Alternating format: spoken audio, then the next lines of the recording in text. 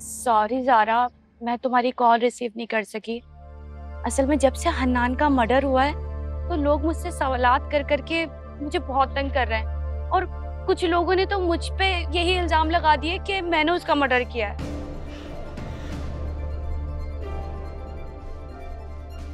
यार ये बात सच है कि वो बहुत टैलेंटेड था। उसकी हर रील बहुत वायरल होती थी, इस वजह से लोग उससे बहुत जेलस होते थे।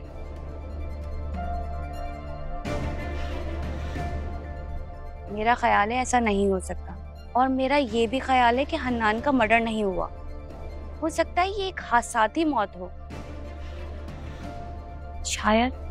I am very very sorry कि मैं तुमसे ताजियत तक नहीं कर सकी।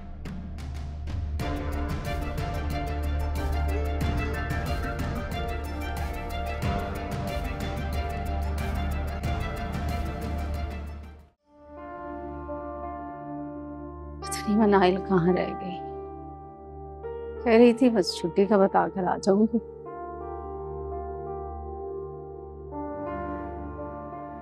अस्सलाम वालेकुम आंटी।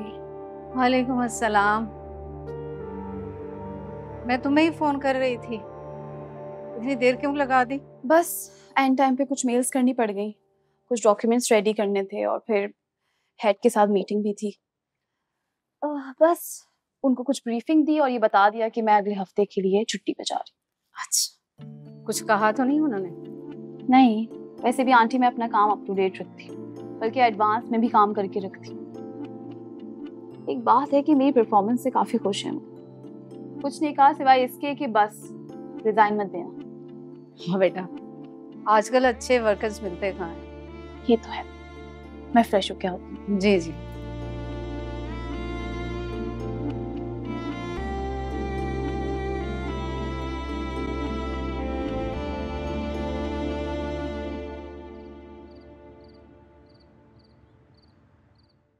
क्या उसने तुम्हें थप्पड़ मारा? इतनी मजाल हो गई उसकी? हाथ पकड़ के घसीटते हुए लेकर आते तुम उसे। यही कर रहा था मैं, वो बीच में वलीद आ गया, वो और शेरनी बन गई।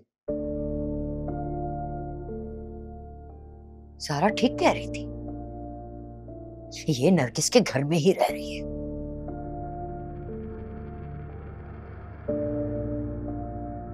मैंने उसकी बात का यकीन नहीं किया। मगर आप फिक्र ना करें,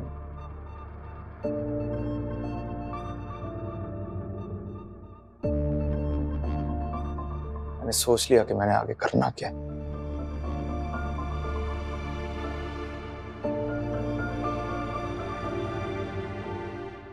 आपको अंदाजा नहीं है कि वो वहां पे क्या क्या बातें कर रही थी आपके और मेरे बारे में।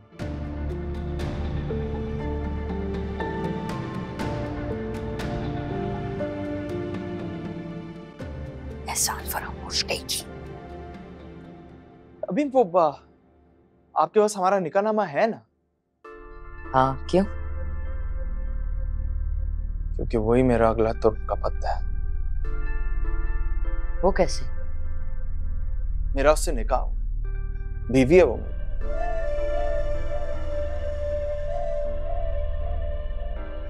और निकाहनामा उसका सबूत है।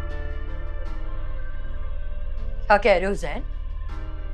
तुम उसे तलाक दे चुके हो? कोई सबूत है?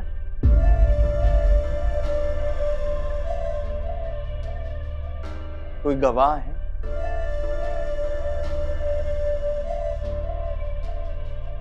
कोई तहरीरी कागज है जिस पे ये लिखा हुआ है? नहीं जैन, तलाक के बाद जबरदस्ती बीवी साबित करना बहुत बड़ा गुनाह है। हाँ, तो मैं कौन सा उसको दुनिया के सामने अपनी बीवी साबित करना चाहता हूँ? क्या मैं उसको अपनी बीवी तो नहीं बना के रखना चाहता।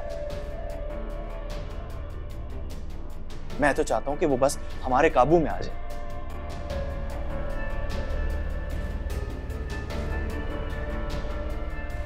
और वलीद का जोर ना चले उसके ऊपर।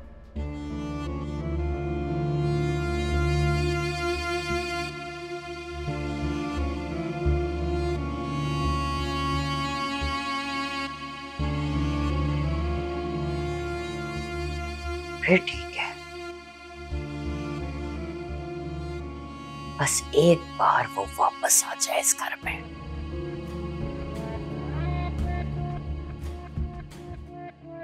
यहाँ से वापस जाने का ना सोचेगी भी नहीं।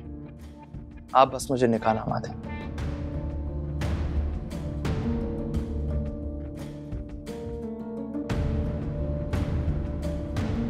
फिर आप देखिए मैं उसे कैसे लेके आता हूँ यहाँ।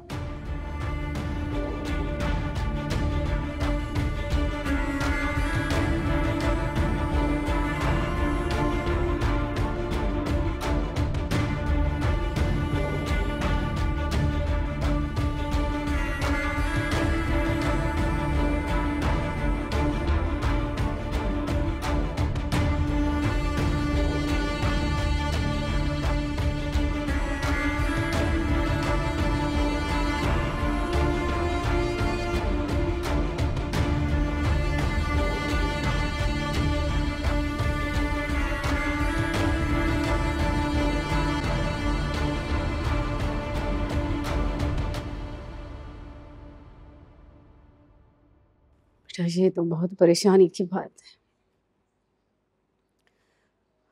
उसने कहा नामे पर वो मनाहिल को ब्लैकमेल कर सकता है। बिल्कुल ठीक कह रही हैं आप। दरअसल मनाहिल के पास इस तलाक का कोई सबूत नहीं है। क्या होगा बेटा? इस तरह से तो वो जबरदस्ती उसे अपने साथ ले जा सकता है। अच्छा नहीं माँ, क्या हो गया?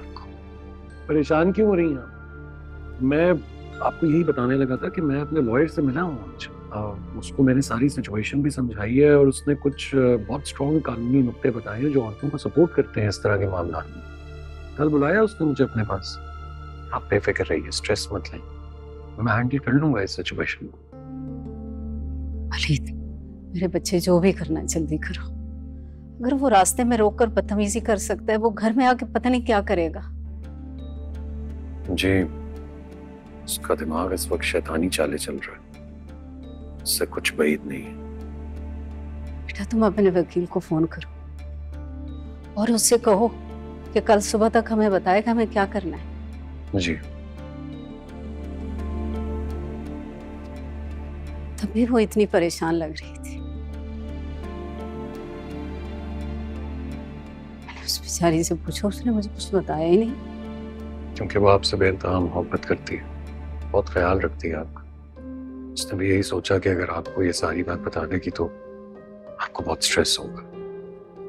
मैंने भी मजबूरन आपको ये बात बताई है कि अगर मेरी गैर मौजूदगी में खुदा न खास्ता वो यहाँ आ जाता है तो आपको सारी बात का इल्म तो हो। बेटा तुम चौकीदार को समझा दो कि अगर जैन आए तो उसे अंदर ना आने दे। जी माँ, मैंने आपसे कहा है ना, परेशान मत हो, मैं हैंडल कर लूंगा उसे अगर वो आ भी गया तो। आप बस स्ट्रेस मत लें, सब ठीक हो जाएगा।